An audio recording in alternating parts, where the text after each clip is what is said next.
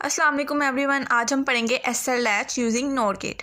ठीक है, जैसे कि हमें ट्रूथ टेबल में बनाना होता है, पहले 0 0 1 1 करना होता है, फिर 0 1 0 1 करना होता है। ठीक है, और ये इसकी आउटपुट होती है। ठीक है, अब इसकी जो डायग्राम है ना वो बहुत सिंपल है। इसको कैसे बनाएंगे, पहले ये बनाया नॉर गेट और एक ये नॉर गेट बनाया, दो हमने नॉर गेट यूज़ करने, और उसके बाद फिर हमने ये लाइन खींच दी, स्लाइड बना दी। ठीक है, यहाँ से पकड़ के ऐसे बना दी। बहुत सिंपल इसकी डायग्राम है।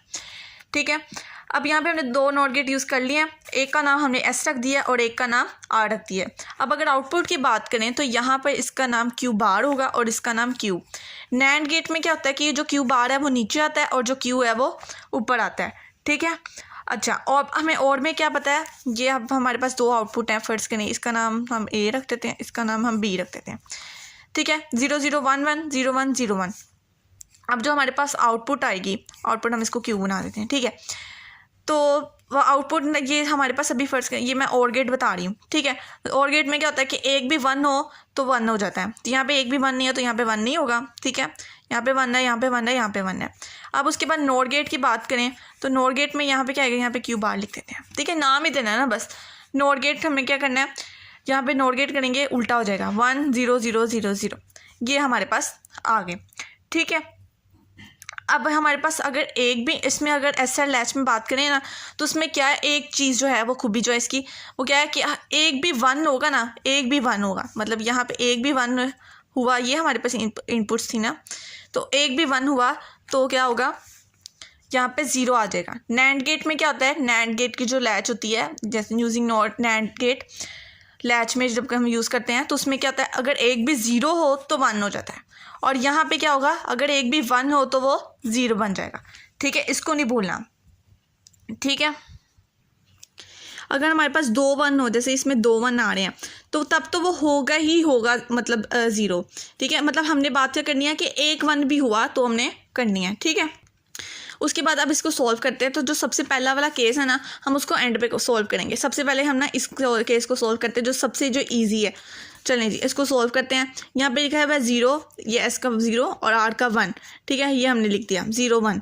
ठीक है, अब यहाँ पे जो 1 है इसकी एक दफ़ा 1 आ गया तो अब इसकी आउटपुट क्या आएगी, वो 0 आएगी। अब यहाँ पे हमने इसकी 0 आउटपुट लिख दिया।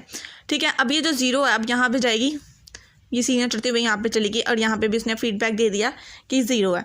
ठीक है, अब 0 और 0, अभी और गेट में 0 और 0 क्या होता है, 0 0, ये सारा 0 0 आया तो ये आई हमारे पास आउटपुट 1 आई। तो मतलब 0 0 की आउटपुट क्या होती है, 1 होती है। लेकिन हमने क्या लिखना है, हमने तो ये नीचे वाला क्यू वाला लिखना है जो हमारे पास, क्योंकि यहाँ पे हमने आउटपुट क्या दी हुई है, क्यू n + 1, तो हमने इसके लिखना है। तो यहाँ पे आएगा हमारे पास 0 आंसर। ठीक है, अब ये जो हमारा क्यू है और ये जो क्यू बार हमारे पास अब 0 है तो इसका कंप्लीमेंट क्या होगा, 1 होगा। तो मतलब कि ये हमारा बिल्कुल सही आ रहा है, तो इसलिए हमने यहाँ पे 0 लिख दिया। मतलब कि ये बिल्कुल सही काम कर रहा है, बिल्कुल प्रॉपर काम कर रहा है। हमने एक चीज़ ध्यान रखना है कि ये क्यू बार नहीं लिखनी, हमने ये क्यू वाली वैल्यू ही लिखनी है। ठीक है, अब उसके नेक्स्ट केस में हम क्या करते हैं, अब इसको छोड़ दें। अब यहाँ पे हमने 1 0 आएगा। ठीक है, इसको मैं रेस कर देती हूँ। अब हमने ना इसको सॉल्व करना है, थर्ड वाले को। ठीक है, तो यहाँ पे आ गया 1 एस की जगह और आर की जगह क्या आ गया, 0। अब ठीक है, अब जो 0 है अब इसकी आउटपुट क्या आएगी, 0 के आउटपुट तो हमें बताया ही नहीं, हमें बताया क्या गया, 1 जहाँ पे होगा उसकी 0 आएगी। तो हम ये ऊपर वाले 1 को देखते हैं। अब इसकी आउटपुट हमने यहाँ पे 0 लिख दी। अब ये जो 0 है यहाँ पे जाएगा, ये 0 और 0। अब 0 0 इसकी में क्या होता है, 1 होता है। ठीक है, 0 0 को क्या होगी, 1 होगी, तो हम यहाँ पे 1 लिख देंगे। तो ठीक है, अब ये जो क्यू है इसकी लिखनी थी ना हमने, इसकी तो लिखनी ही नहीं थी। तो मतलब यहाँ पे 1 आ गई है तो इसका कंप्लीमेंट क्या आ रहा है, ऊपर जो लिखा हुआ है वो 0 है। तो मतलब कि ये बिल्कुल प्रॉपर काम कर रहा है, तो फिर यहाँ पे हम लिख देंगे 1। ठीक है, अब उसके बाद हमारे पास 1 1, यहाँ पे भी 1, अब यहाँ पे 1 करते हैं। अब इसमें दोनों पे 1 1 आ रहा है, तो अब 1 1 हमें 0, अगर 0 0 होता तो हमें मुश्किल होती है। 1 1 है तो हम यहाँ पे 0 0 लिख दिया, क्योंकि हमें पता है कि 1 जहाँ पे इनपुट आ गई तो हमने इसका आंसर क्या लिखना है, 0 ही लिखना है। ठीक है, तो अब ये 0 0 आ गई, ये तो दोनों सेम आ गई। इसका मतलब कि ये प्रॉपर काम नहीं कर रही, इसका मतलब कि क्यू बार और ये क्यू नहीं है सेम, क्योंकि क्यू का कंप्लीमेंट अगर क्यू 0 है तो इसका कंप्लीमेंट 1 होगा, अगर 1 है तो यहाँ पे 0 होगा। तो ये तो काम ही नहीं सही कर रही है, तो दोनों 0 आ रहे, तो इसका मतलब क्या हुआ कि ये इनवैलिड है। ठीक है, ये इनवैलिड है। अब हमारे पास है फर्स्ट जो है 0 0। ठीक है, इसको हम 0 बना लेते हैं। ठीक है। अब हमारे पास 0 0 आ गया। अब 0 का तो हमें पता ही नहीं है, हमें तो पता है कि 1 का हो तो 0 होगा, 0 का तो हमें पता ही नहीं है। अब देखें, अब ये जो Q है ना, अब ये यहाँ से ये देखें Q यहाँ पे जा रहा है यहाँ पे, ठीक है, मतलब यहाँ पे आ गया Q और ये जो है 0, ये हमारे पे जो पास जो इनपुट है ये 0 आ गई। तो 0 + Q। अब ये जब हमारा नॉर गेट हुआ है तो इसका मतलब कि हमने इसका बार ले लेना है दोनों का। अब 0 का बार लेंगे तो हमारे पास क्या आएगा 1 और ये डॉट बन जाएगा, ठीक है। और ये Q का बार लेंगे तो Q बार आ जाएगा। तो 1 डॉट Q मतलब मल्टीप्लाई हो रहा है तो क्या बनेगा Q बार। मतलब कि हमारे पास ये जो आउटपुट आई है वो क्या आई है Q बार, जो हमारे पास पहले थी वही हमारी आ गई है, ठीक है। इसी तरह अगर हम करें, अब यहाँ पे क्या आ रहा है, यहाँ से यहाँ पे क्या आ रहा है, ये जो Q बार है, अब ये Q बार यहाँ पे आ रहा है, ठीक है, ये Q बार है, ठीक है।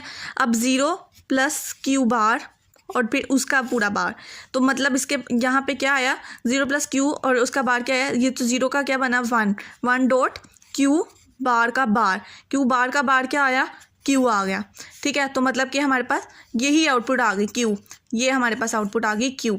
तो मतलब कि हमारे पास जो पहले थी वही सेम आ गई, तो इसका मतलब क्या ये होल्ड कर रहा है, ठीक है। अब हमें ये लैचेस समझ आ गई है, SR latch using NOR gate अभी समझ आई है, नैंड गेट समझ नहीं है। अगर हमें लैच समझ आ गई है तो हम उसके फ्लिप फ्लॉप भी आसानी से कर सकते हैं। तो अभी हम इस लैच को अच्छी तरह दोबारा समझते हैं, ठीक है, वीडियो को पीछे कर करके अच्छी तरह समझते हैं। तो जी अब पढ़ते हैं हम SR flip flop using NOR gate, ठीक है। इसमें क्या होगा कि ये जो वाला हिस्सा जो है वो एसआर लैच है यूजिंग नॉर गेट का। अब हमने ये एंड गेट इसमें लगा दिए तो इसका मतलब कि क्या बन गया, ये फ्लिप फ्लॉप बन गया। और ये जो है इसका मतलब है क्लॉक लगाया हमने, ठीक है। अब ये जो है हमारी इनपुट ये S और ये है हमारी इनपुट R, ठीक है। अब ये जो है हमने इसकी जब हम इसका टेबल बनाएंगे ना तो उसमें क्लॉक SR और QN+1, पहले क्या था सिर्फ SR QN+1 था, ठीक है। अब क्लॉक में बस हमने लिखना है ट्रिगर ट्रिगर ट्रिगर, हमने जितने भी वो हम बनाएंगे इसके इनपुट्स वहाँ पे लिखना है ट्रिगर, 4 ही होती है ना, 4 बनाएंगे। अब यहाँ पे 0 0 1 1 और यहाँ पे 0 1 0 1, ठीक है। जो हमारे पास लैच का आंसर आया वही हमने फ्लिप फ्लॉप का आंसर लिखना है, बस फ़र्क क्या है डायग्राम में फ़र्क है और किसी चीज़ में फ़र्क नहीं है।